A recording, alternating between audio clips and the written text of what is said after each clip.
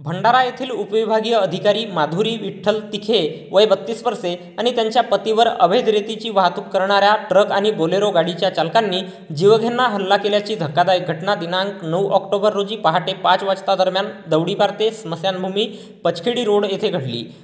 रेती वाहतुकीची तपासणी करत असताना आरोपींनी शासकीय वाहनाला वारंवार कट मारून अपघात घडविला, ज्यात उपविभागीय अधिकारी तिखे यांच्या वाहनाचा अपघात होऊन ते पलटी झाले।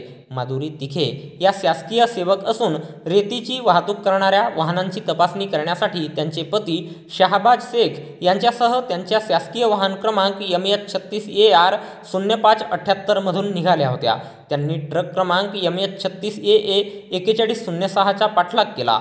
महाखनिज ॲपवर तपासणी केली असता सदर ट्रकमधील रेतीची रॉयल्टी नसल्याचे दिसून आले।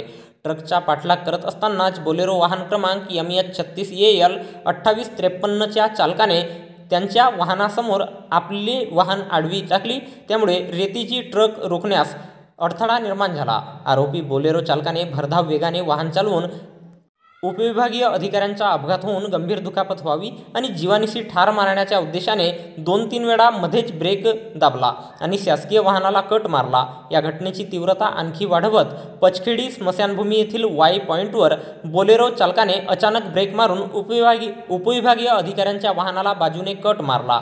यामुळे उपविभागीय अधिकारी तिखे यांचे शासकीय वाहन नियंत्रण सुटून रस्त्याच्या खाली जाऊन पलटी झाले।